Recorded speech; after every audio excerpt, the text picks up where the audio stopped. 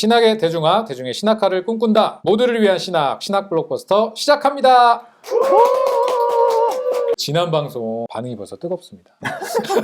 오늘은 두 번째 주제를 가지고 함께 나누게 되는데요. 성경과 그리스도인의 관계는 어떠해야 되는가? 이거를 이제 2, 3, 4장에 녹여서 이제 말씀을 해주실 것 같아요. 이 책의 2장은 구약 시대와 성경의 관계를 다루고 있어요. 3장은 예수님과 성경의 관계를 다루고 있어요. 4장은 사도들 시대, 초대교회와 성경의 관계를 다루고 있는 거죠. 이 세 기간을 합치면 구약과 신약 성경이 생겨났던 그 긴 기간 전체를 이제 커버하고 있다고 할 수 있겠죠. 성경이 어떻게 형성되었는지를 다루고 있지는 않아요. 구체적으로 그 내용들을. 근데 이 시기에 성경이 어떤 역할을 하면서 자리매김해 갔는지를 아주 간단하게 살피는 시간이다. 이렇게 보면 될 것 같아요. 그러고 나서 이 책의 핵심이라고 할 수 있는 저자의 성경관이 무엇인지를 제가 좀 뒤에 8장에 있는 내용을 앞당겨 와서 소개하는 것까지가 이제 오늘 방송의 내용입니다.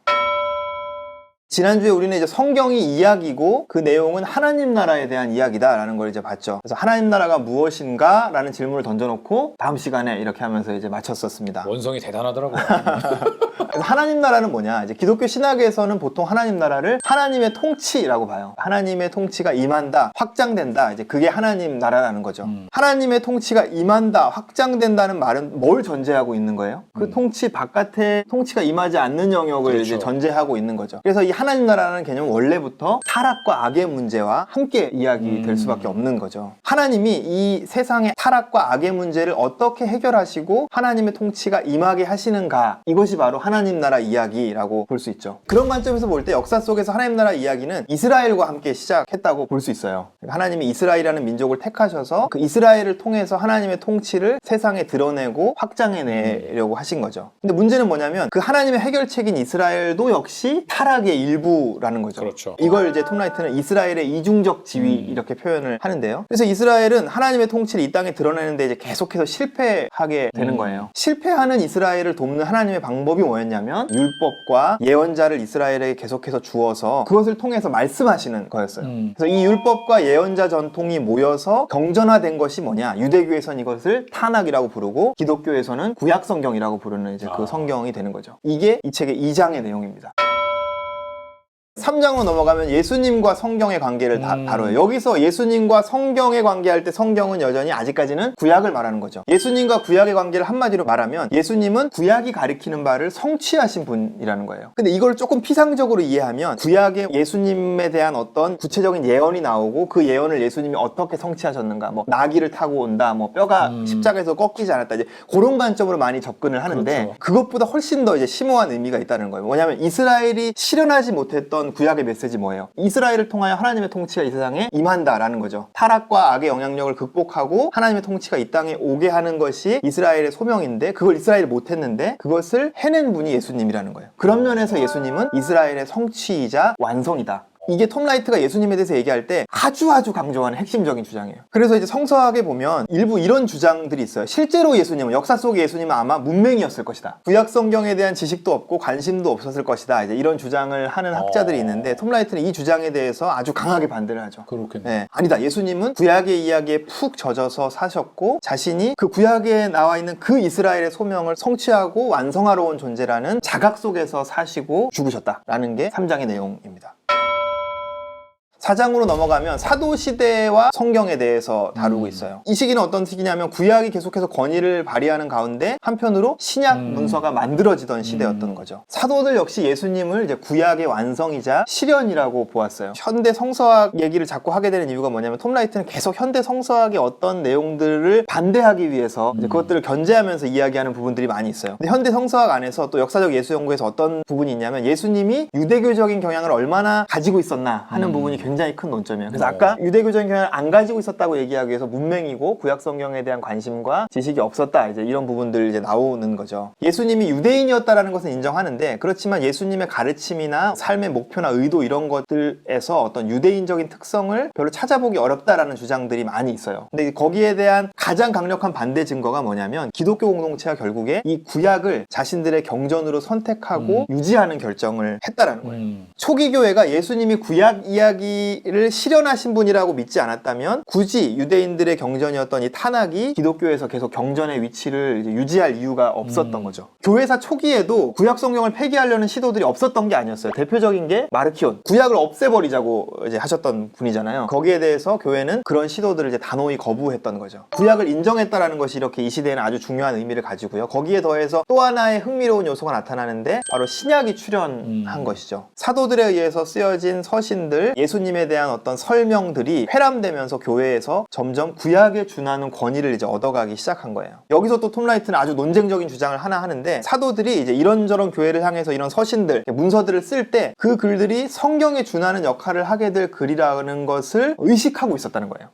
물론 톰 라이트도 이게 뭐 오늘날처럼 이렇게 정경으로 확정되고 하는 그런 과정을 거쳐서 그렇게 될 것을 구체적으로 이들이 예견하고 있다고 얘기하는 건 아닌데, 물론 이 서신들은 이제 특정 교회의 상황에 응답하기 위해서 쓴 글이 맞아요. 근데 그러면서도 사도들은 그 글이 그 이후에도 계속해서 교회에서 아주 중요한 역할을 하게 되리라고 믿었다는 거죠. 근데 여기에 대해서는 사실 찬반이 굉장히 갈리고 추정일 뿐이에요. 우리가 뭐 2000년 전에 살았던 사람의 자의식을 누가 무슨 수로 이제 입증을 하겠어요. 이 주장에 동의하느냐 안 하느냐가 성경의 권위를 인정하는데 필수적인 것은 아니에요. 근데 우리가 이 주장에 동의하지 않는다고 하더라도, 사도들이 뭘 의식했는지 모르더라도 우리가 확실히 아는 건 뭐냐면 실제로 무슨 일이 일어났나, 이 사도들의 글이 실제로 초기 교회가 형성되고 발전하는데 아주 중요한 역할을 이제 감당했던 거죠. 그러면서 몇 세기가 흘러가면서 예수님에 대한 기록인 복음서와 사도들의 서신이 함께 묶여서 이제 정경으로 확립이 되게 되죠. 이게 우리가 알고 있는 신약 성경인 거죠.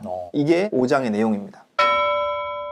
이스라엘과 또 예수님을 지나서 사도 시대의 초기 교회까지의 이제 각 시대와 성경의 관계를 이제 간단하게 정리를 해봤는데요. 여기서 어떤 공통된 패턴 같은 거가 좀 느껴지시나요? 구약이 되게 강조되고 있다. 이 부분이 좀 눈에 들어왔었고, 하늘에서 뚝 떨어진 어떤 그런 게 아니라 당대의 사람들, 이스라엘, 예수님, 초대교회 사람들 같이 뭔가 호흡하면서 만들어져 간다는 느낌?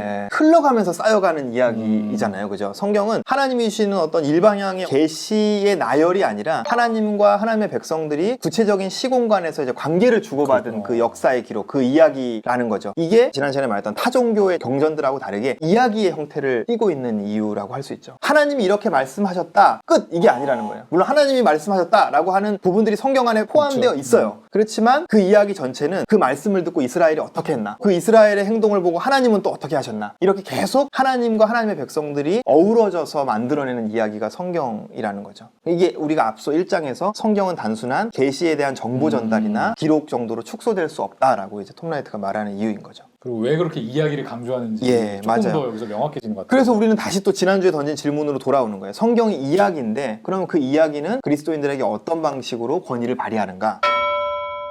그래서 제가 좀 순서를 바꿔서 8장에 있는 톰 라이트의 대답 하나를 지금 바로 좀 가져와서 들려드리려고 해요. 이걸 먼저 들어야 톰 라이트가 성경이 이야기라고 하는 것을 왜 그렇게 강조하는지를 알 수 있고 이후로 다루게 될 내용들을 좀 더 잘 이해할 수 있을 것 같아서 스포일러를 무릅쓰고 8장의 내용을 좀 앞으로 가져왔습니다. 근데 우리 시청하시는 분들도 이 부분을 한번 다시 읽어도 그러셔도 되고, 이걸 듣고 8장을 읽으시면 아마 좀 더 이해가 잘 되실 거예요. 8장에 가면 이제 톰 라이트가 성경이 어떻게 권위를 발휘하는지에 대해서 비유 하나를 들어서 얘기하고 있어요. 이제 원래 이 비유는 다른 책에 나와요. 신약성서와 하나님의 백성이라는 학계를 향하여 쓴 굉장히 두꺼운 책에서 나오는 내용이에요. 저희 책에서는 톰 라이트가 이 비유에 대해서 구체적으로 설명을 안 하고 그냥 마치 독자들이 이 비유를 다 알고 있다는 듯이 전제하고 그냥 얘기를 하거든요. 정말 자의식 과잉이다. 나의 그 훌륭한 비유를 모를 리 있겠어? 너네 알지? 약간 이런 느낌이잖아요. 그래서 저는 이제 신약성서 하나님의 백성에 있는 내용을 좀 가져와서 저의 말로 좀 쉽게 바꿔서 설명을 해드리려고 해요. 이 비유의 내용은 이런 거예요. 어떤 연출가, 연극을 만드는 사람이 섹스피어의 희곡을 발견한 거예요. 내용이 너무 좋아서 이걸 극으로 공연을 하려고 하는데, 문제는 뭐냐면 희곡의 대부분이 있긴 한데 결말 부분이 없는 거예요. 총 5막짜리 희곡에서 5막의 앞부분까지만 있는 거죠. 5막의 뒷부분을 다른 사람이 쓰게 할까? 그건 별로 좋은 생각 같지가 않은 거예요. 왜냐하면 아무리 훌륭한 작가가 쓴다 해도 그 사람이 섹스피어는 아닌 거니까. 그럼 이제 100% 섹스피어 작품이 아니게 되는 거죠. 그렇다고 해서 이제 써 있는 데까지만 연극을 하면 미완성 연극이 되는 거잖아요. 이 딜레마를 어떻게 풀 수 있을까? 정답! 유튜브로 전화해야 한다. 다른 저자가 뒷부분을 이어쓰게 하지 않고 이 희곡만을 가지고 이야기의 결말까지 연극을 공연할 수 있을까? 굉장한 난제인데, 톰 라이트 해법이 뭐냐? 한마디로 얘기하면 대본이 끝나는 곳부터는 배우들이 자유연기로 연극을 완성한다라는 거예요. 근데 이게 이제 무작정 뭐 자기 필대로 하는 연기여서는 안 된다는 거예요. 망할 수 있잖아요. 뭐가 전제돼야 되면 모든 배우들이 이 희곡 전체를 충분히 이해하고 아주 깊이 젖어들어야 돼요. 배우들은 자기 배역만 들여다보고 있으면 안 되고 이야기 전체를 이해해야 돼요. 이게 너무 중요한 거예요. 이 이야기에 대한 깊은 이해 안에서 자기가 맡은 배역을 이해해야 되는 거죠. 자기 배역에 대해서는 막 정말 그 사람이 된 것처럼 이제 몰입을 해야 되는 거죠. 그렇게 해야만 이 희곡이 끝나는 지점 이후에 이제 배우들이 자유 연기를 할 때 그 연기가 셰익스피어답게 이어지겠죠. 이 공연이 얼마나 저자의 의도와 정신을 드러내는지는 배우들이 얼마나 그 이야기 전체를 잘 이해한 상태에서 자기 배역에 깊이 몰입해서 후반부를 연기했는지에 달려있겠죠. 너무너무 기발하지 않아요? 근데 그 연극에서는 정말 배우들이 중요하겠네요. 이 비유가 주는 통찰이 정말 많아요. 정말 훌륭한 비유예요. 이 비유에서 나온 셰익스피어의 5막짜리 희곡은 뭐겠어요? 당연히? 성경이죠. 그죠? 왜 근데 굳이 5막이라는 디테일을 정했냐면 성경 역시 성경의 큰 전환점들을 기준으로 정리해보면 5막짜리 이야기와 같다는 거예요. 1막은 창조, 2막은 타락, 3막은 이스라엘, 4막은 예수, 그리고 5막은 교회. 그래서 5막 1장은 특별히 초대교회의 이야기고 5막 1장 이후에 끊겨 있는 이야기인 거죠. 그럼 이제 우리는 이 이야기 어디쯤에 있을까요? 5막 2장부터? 예, 그죠. 5막 후반에 자유연기 상황이 있는 거죠. 근데 5막 1장 직후도 아니고 무려 2000년이나 떨어진 시대를 살아가고 있는 거죠. 그렇기 때문에 우리는 이 희곡에 나오는 대사와 연기를 문자 그대로 반복하는 역할을 맡고 있는 건 아니에요. 예를 들자면 3막에서처럼 짐승을 잡아서 우리가 제사를 드리지 않아요. 3막의 족장들처럼 살아야 한다고 막 일부 다처제로 살지 않아요. 5막 1장까지도 노예가 나오는 걸 보니 노예는 하나님의 창조 질서다 이렇게 주장하지 않아요. 제가 지금 이야기한 것들이 다 불행하게도 역사 속에서 실제로 있었던 주장이고 성경 해석이었던 거죠. 우리가 이 이야기의 권위 아래에서 산다는 게 이 이야기를 문자적으로 다시 반복하는 걸 뜻하지는 않아요. 그렇다고 해서 반대쪽 극단으로 가서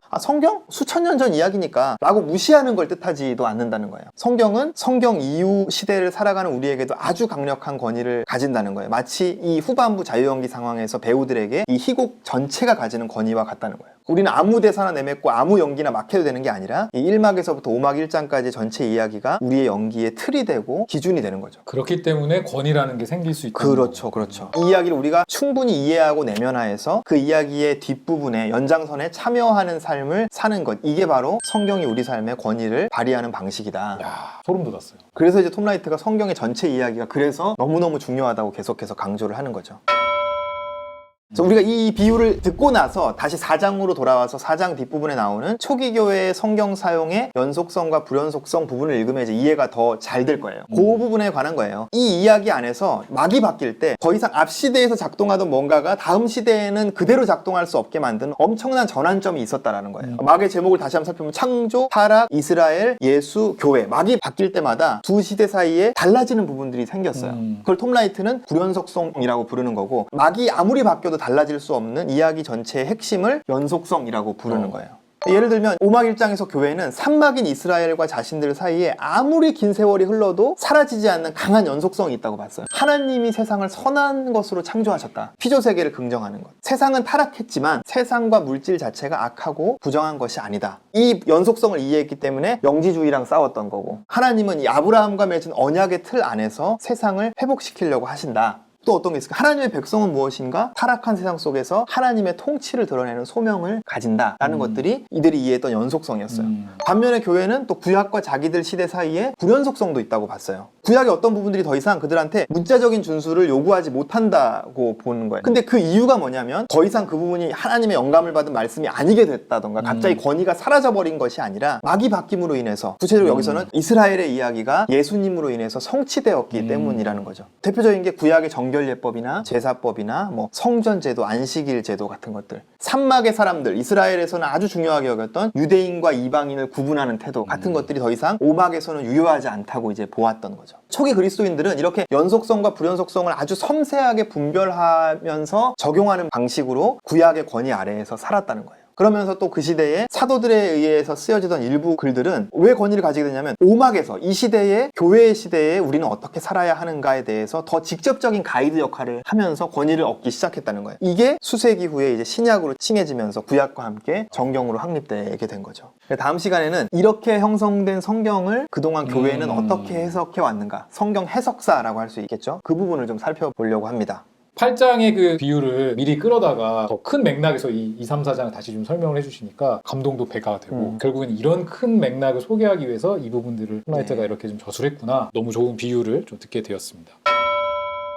너무나 많은 분들이 기다리시는 TK의 블럭 시간입니다. 74페이지예요. 성경의 권위는 선포되고 기록된 자신의 말씀을 수단으로 하나님이 이스라엘을 통해 이스라엘에게 이스라엘을 위해 하시는 주권적인 역사다. 제가 이제 이 부분을 이제 뽑은 게 이스라엘의 그 이야기를 통해서 하나님 나라를 설명하는 방식들이 너무 좀 탁월하다는 생각이 들었고, 이스라엘의 이중적지 하나님의 형상을 담은 존재이기도 하면서도 그걸 언제든지 깰 수도 있는, 지지고 볶고 하시는 거죠. 그런 존재들과 함께 이렇게 막 화내시기도 했다가 사과하시기도 하는 뭐 이런 여러 가지 역동을 통해서 만들어가는 그 이야기 자체가 하나님의 말씀, 성경이다, 감동이 있는 거죠. 하나님의 백성과 하나님이 이렇게 서로 쌍방향으로 소통하면서 여전히 만들어가는 이 방식이 하나님이 택하는 그런 이 말씀의 방식이구나. 이 문장이 좀 말해주고 있는 것 같아서 위로도 많이 됐고, 나도 또 소명에 동참할 수도 있겠구나. 소망이랄까요? 그런 대목으로서 이 문장을 뽑았습니다.